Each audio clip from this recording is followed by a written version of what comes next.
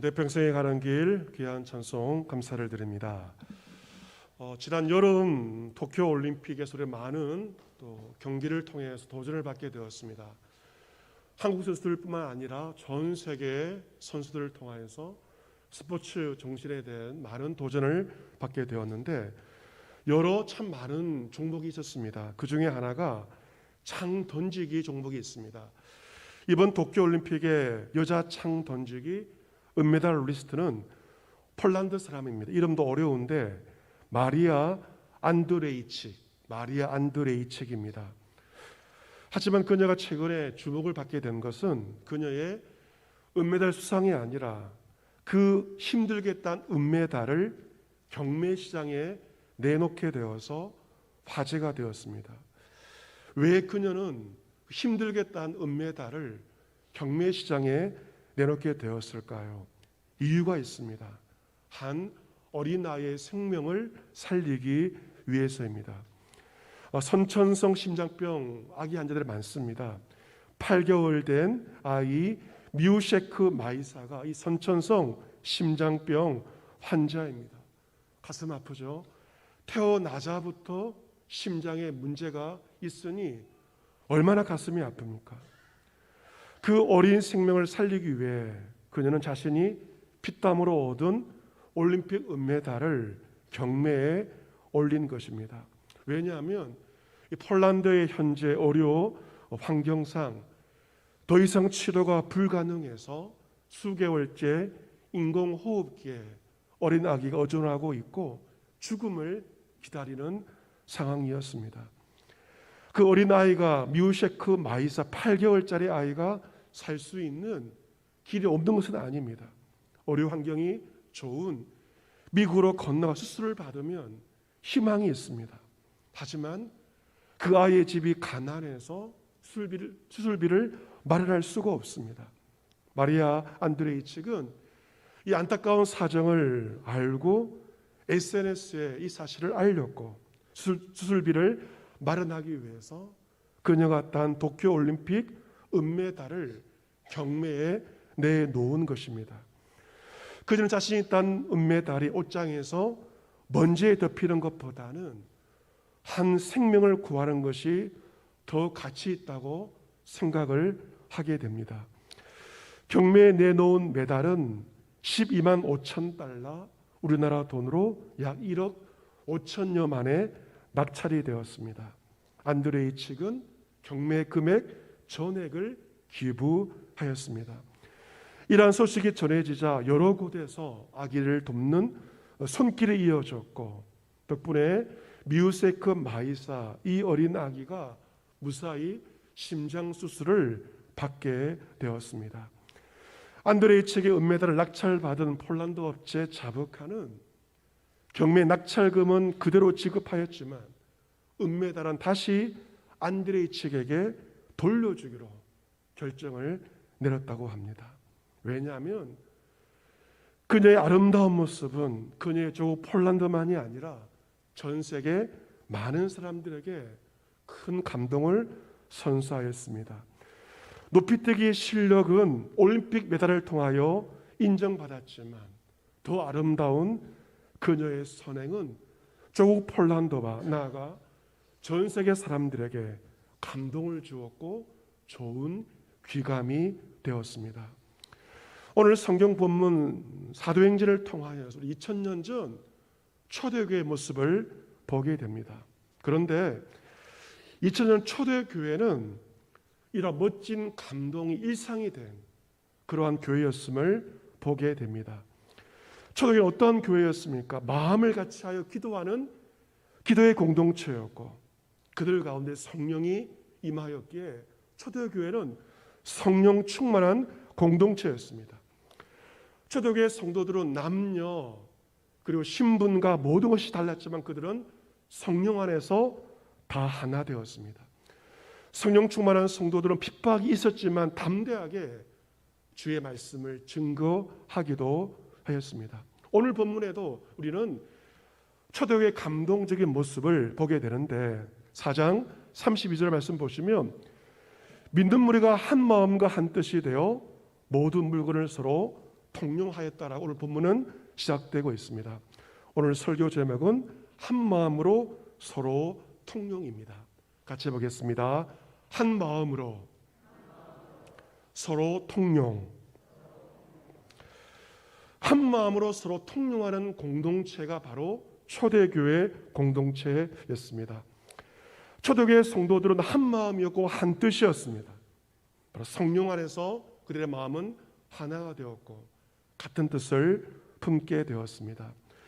그들이 성령 안에서 한 마음 한 뜻이 되자 어떤 일이 벌어졌는가?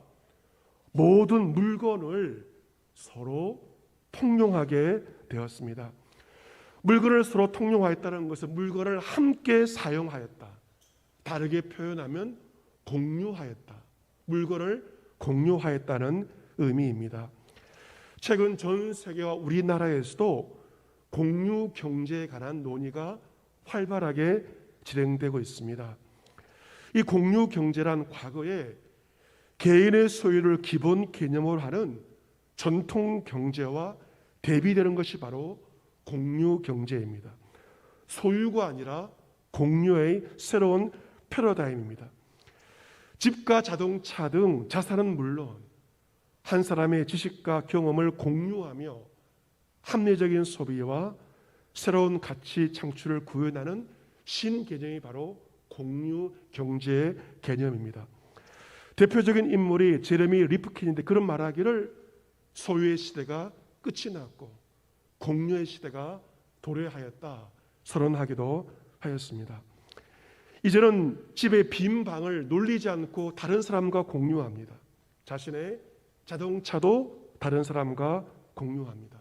공유 사무실도 함께 공유하고 주차장도 함께 공유합니다.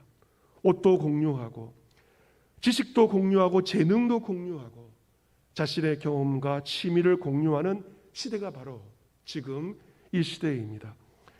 지금도 이 혁신적인 공유 경제의 개념인데 이미 2000년 전에 초대교회는 공유 경제가 시행되었습니다. 이 공유란 공산주의와 개념이 전혀 다릅니다. 공산주의는 사적 재산을 인정하지 않습니다. 공동생산, 공동분배가 공산주의의 이념입니다. 하지만 이 공유란 개인의 소유를 인정합니다. 그런데 개인의 소유를 인정하면서도 다른 사람과 함께 나의 물건을 함께 쓰는 것입니다. 초대교회에서는 자신의 재물을 조금이라도 자기 것으로 하는 이가 한 명도 없었다라고 본문에 기록되어 있습니다. 나의 재물, 나의 그 소중한 재물, 나의 것이 아니라 나의 재물을 다른 사람을 위해서 사용한 것입니다. 나의 집을 내 집으로 여기지 않았기 때문에 자신의 집과 빈 방을 나그네를 위해서 기꺼이 내어놓게 되었고 복음 전도자들은 성도들의 집에서 기거하면서 복음을 증거했던 것이 초대교회의 역사였습니다. 차도 내 차라고 여기지 않는다면 값을 다른 사람과 공유할 수 있죠. 초대교회 성도들은 한 사람도 자신의 재물을 조금이라도 자기 것이라고 하지 않았고 소유를 인정하면서도 다른 사람과 함께 사용하였던 것입니다. 여러분, 무엇이 이러한 놀라운 삶을 가능케 하였을까? 이유가 있습니다. 이유는 분명히 있겠죠. 본문 33절 같이 한번 읽어보겠습니다. 같이 읽습니다. 시작. 사도들이 큰 권능으로 주 예수의 부활을 증언하니 우리가 큰 은혜를 받아. 아멘. 이 사도들이 주일날 설교하였을 때 메시지의 핵심은 무엇이었는가?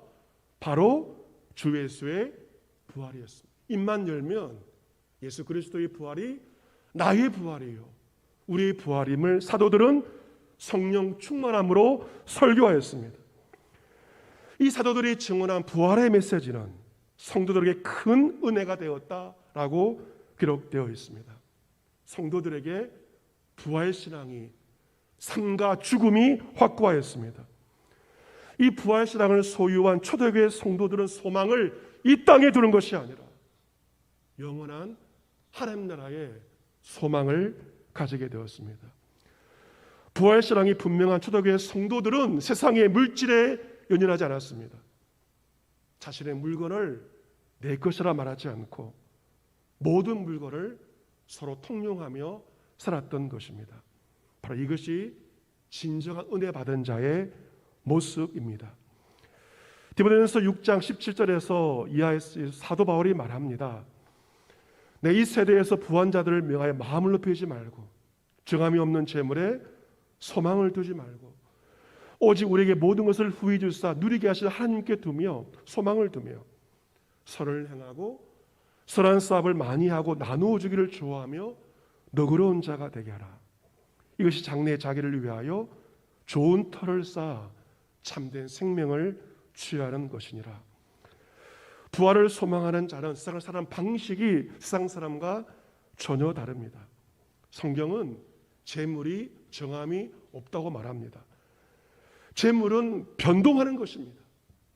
재산의 가치가 올라가기도 하고 내려가기도 하는 정함이 없는 것이 재물입니다. 부활을 소망하는 자는 이 재물에 소망을 두지 않습니다. 하나님께 우리에게 모든 것을 후히 주시고 누리게 하시는 하나님께 소망을 둡니다. 물질에 소망을 두지 않고 하나님께 소망을 둡니다. 그리고 그 물질을 가지고 선을 행합니다. 선한 사업 많이 합니다. 나누어 주기를 좋아합니다. 물질에 인색한 자가 아니라 물질에 노고로운 자로 살아가는 것입니다. 이렇게 물질을 선하게 사용하는 것이 바로 장래 자기를 위하여 좋은 터를 쌓아서 참된 생명 즉 영생을 취하는 것임을 말합니다. 부활의 소망을 가진 자는 세상에 투자하는 것만이 아니라 더 중요한 영생에 투자하는 것입니다. 한 번뿐인 내 인생 최고의 투자는 이 땅에 투자하는 것이 아니라 영생에 투자하는 것인데 그것은 무엇입니까? 소망을 하나님께 두며 선을 행하고 선한 사업 많이 하고 나누어 주기를 좋아하며 너그러운 자가 되는 것이 바로 영생에 투자하는 삶의 방식입니다. 초대교회 성도들도 그러하였습니다. 본문 34, 35절 말씀 보시면 그 중에 가난한 사람이 없으니 이는 밭과 집 있는 자는 팔아 그 판 것의 값을 가져다가 사도들의 발 앞에 두매 그들이 각 사람의 필요를 따라 나누어 주었다라고 기록되어 있습니다. 여러분, 이것이 바로 성령 충만한 은혜 받은 자의 모습입니다. 은혜 받았다고 말만 하며 떠드는 것은 은혜 받은 것이 아닙니다. 사도들의 부활의 말씀을 듣고 은혜 받은 성도들은 자신들의 그 소중한 밭과 집을 팔았습니다. 그리고 판 것의 값을 가져다가 누구의 앞에 두었습니까? 사도들의 발 앞에 그 물질을 두었습니다. 예수 그리스도를 만난 삭개오도 마찬가지였습니다. 예수님은 여리고에 들어가셨을 때 이 교통의 요충지였으며 많은 세금이 거두어들이는 1급지 세무서장인 부자인 삭개오를 만나십니다. 삭개오 예수님을 보기 위해 돌무화과 나무에 올라갔죠. 예수님 삭개오를 먼저 쳐다보시고 그에게 말씀하십니다. 삭개오야, 속히 내려오라. 내가 오늘 내 집에 유하여야 하겠다. 삭개오는 나무에서 급히 내려와 즐거워하며 예수님을 자신의 집으로 영접합니다. 예수님께서 삭개오에게 말씀하시죠. 오늘 구원이 이 집에 이르렀으니 이 사람도 아브라함의 자손이미로다. 인자가 온 것은 잃어버린 자를 찾아 구원하려 함이니라. 그 당시 사람들은 세금을 거두는 책임자 세리장 삭개오를 지탄하고 그를 멸시하였습니다. 삭개오를 잃어버린 자였습니다. 하지만 주님은 그를 찾아오셨고 구원의 은총을 먼저 베풀어 주십니다. 주님으로부터 놀라운 은혜를 입은 삭개오가 어떻게 결단합니까? 주여, 내 소유의 절반을 가난한 자들에게 주겠사오며 만일 누구의 것을 속여 빼앗은 일이 있으면 내 갑절이나 갚겠나이다. 주님이 삭개오에게 이 물질을 바치라고 명령하지 않았습니다. 주가 먼저 베푸신 놀라운 구원의 은총에 눈물로 감사하며 삭개오는 자원하여 그 엄청난 재산 소유의 절반을 가난한 자에게 주겠다고 선포한 것입니다. 바로 이것이 은혜 받은 자의 모습입니다. 은혜를 받으면 나의 소유가 하나도 아깝지가 않습니다. 주님께 뜻도 아깝지가 않습니다. 자신의 소유의 절반이 아니라 전부를 주님께 드리고 싶은 그 마음이 생기게 되고, 그리하여 이 삭개오는 자원하여 나의 소유의 절반을 가난한 자에게 주겠다라고 주님께 고백한 것입니다. 초대교회에서 사도들로 말씀의 은혜를 받은 성도들도 마찬가지였습니다. 자신의 밭과 집을 팔아 그 판 것의 값을 사도들의 발 앞에 두었고, 사도들은 그 돈을 가지고 각 사람의 어려운 필요를 잘 살펴서 필요를 따라 병원비가 필요하면 병원비로 주었고, 쌀이 부족하면 쌀값을 주면서 필요를 따라 그 돈을 나누어 준 것이 초대교회의 모습이었습니다. 여러분, 자신의 밭과 집을 판 성도들이 가난한 사람을 만나서 직접 그 돈을 전달하지 않았습니다. 사도들이 그 일을 하도록 하였습니다. 이것이 무엇을 의미합니까? 집을 판 성도와 밭을 판 성도들이 자신들의 이름을 내지 않기 위해서 사도들에게 그 일을 맡긴 것입니다. 몇 년 전 비슷한 일이 우리 교회에 있었습니다. 우리 교회 한 성도님께서 부동산 일부를 파시게 되었는데 저를 찾아오셔서 그 금액의 일부를 저에게 주신 적이 있습니다. 목사님이 보셔서 어려운 이들에게 이 물질을 사용해 하라고 저에게 물질을 주셨습니다. 저는 그 돈을 가지고 어려운 상태에 있는 어려운 목회자들, 선교사님들, 정말 어려운 성도들을 그 물질을 가지고 섬기게 되었습니다. 저는 개인적으로 어려운 사람을 섬기는 것을 무척 좋아합니다. 기쁨으로 하나님 주신 그 물질을 전달하는 심부름꾼의 역할을 감당하였습니다. 그 돈을 다 쓴 다음에 내역서를 그분께 드렸지만 그분은 그것을 보려고 하지 않으셨습니다. 이처럼 자신의 그 판 소유를 가지고 어려운 사람을 돕는 이 일은 지금도 일어나고 있고 2000년 전에는 일상적인 모습이었고 이러한 일은 정말 성경적인 일이라고 할 수 있습니다. 오늘 본문의 초대교회 이러한 성도 가운데 한 명의 이름이 특정되어 나오고 있습니다. 본문 36절, 37절 같이 읽어보겠습니다. 같이 읽습니다. 시작. 구브로에서 난 레위족 사람이 있으니 이름은 요셉이라 사도들이 일컬어 바나바라 번역하면 위로의 아들이라 하니 그가 밭이 있음에 팔아 그 값을 가지고 사도들의 발 앞에 두니라. 아멘. 이름이 무엇입니까? 요셉. 별명이 무엇입니까? 바나바. 바나바의 뜻은 위로의 아들, 위로의 사람. 얼마나 많은 사람을 위로하였는지 별명이 위로의 아들이었습니다. 이 바나바 역시 밭이 있었는데 그 판 값을 가지고 사도들의 발 앞에 두었습니다. 바나바는 초대교회 많은 성도 가운데 가장 좋은 본을 보여줬기에 성경에 그의 이름이 기록되어서 모든 사람들이 바나바의 아름다운 선행을 기억하게 된 것입니다. 여러분, 좋은 교회는 어떤 교회인가? 이처럼 바나바처럼 좋은 본을 보여주는 사람이 있는 교회, 그리고 그러한 본이 될 만한 사람이 많은 교회를 가리켜서 우리는 좋은 교회라고 말할 수 있습니다. 사람은 그 좋은 본을 보면서 동일하게 하기 때문에 좋은 교회는 좋은 모델이 많은 교회라고 말할 수가 있습니다. 제 후배가 목회하는 교회 이야기를 듣게 되었는데 지금 서울은 이 코로나로 말미암아 4단계가 오랫동안 계속되고 있습니다. 쉽지 않은 상황입니다.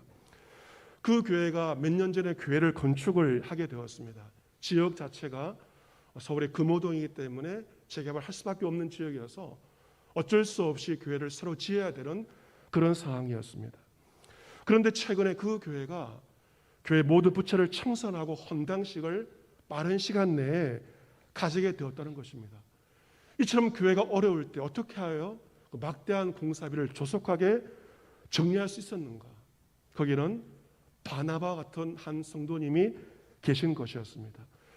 그 교회의 부채가 25억가량 되는데 80대 여자 성도님께서 기도하시기를, 내 평생에 내가 살아있을 때 교회 헌당을 보기를 원하신다고 하면서 9억 원의 돈을 헌금을 하신 것입니다. 내 평생에 교회 헌당식을 보기를 원합니다.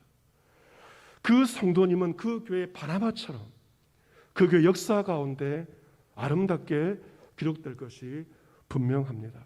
여러분, 나의 소중한 소유를 내어놓는 것은 쉬운 일이 아닙니다.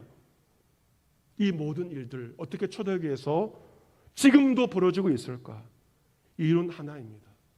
성령께서 역사하셨기 때문입니다. 성령은 우리 안에 역사하셔서 우리 속에 있는 이기적인 마음, 그 모든 마음을 무장해제시키는 그 일들을 2000년 전에도 지금도 우리 가운데 행하고 있습니다.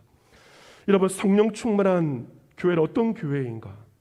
먼저 한 마음과 한 뜻을 가지지만 마음과 뜻만이 아니라 더 나아가 초대교회처럼 물질을 서로 통용하며 서로의 삶을 나누는 곳이 바로 성경적인 교회, 성령 충만한 교회입니다. 이를 통해서 가난한 자가 없게 되었다. 오늘 본문에 기록되어 있죠. 가난한 자가 없게 되었다. 옛말에 이 가난은 나라님도 어찌할 수 없는 것이라고 하였는데, 하지만 성령이 임하자 성령께서 역사하시자 가난한 사람이 사라지는 놀라운 일이 초대교회를 통하여 일어나게 되었습니다. 사랑하는 성도 여러분, 지금 우리는 양극화 시대를 살고 있습니다. 있는 자는 더 많이 가질 수 있지만 없는 자는 또 힘들 수밖에 없는 양극화 시대에 살고 있습니다. 이 어려운 시대에 교회가 해야 할 사명이 있고 성도가 해야 할 사명이 있습니다. 교회와 성도가 이 어려운 시대이지만 초대교회처럼 성령 충만함으로 마음과 뜻을 나누고 물질을 통용할 때 교회 세상 사람들에게 감동을 주고 칭송을 받으며 하나님께 영광 돌릴 수 있을 것입니다. 이번 한 주 성령의 역사하심과 충만하신 가운데 같은 마음, 같은 뜻으로 우리의 물질을 서로 통용하며 우리의 삶을 통하여 서로를 돌보며 살아감을 통하여서 누군가의 감동을 주며 더 나아가 하나님께 영광 돌릴 수 있는 저와 여러분 모두가 될 수 있기를 주 예수 그리스도의 이름으로 축복합니다. 아멘.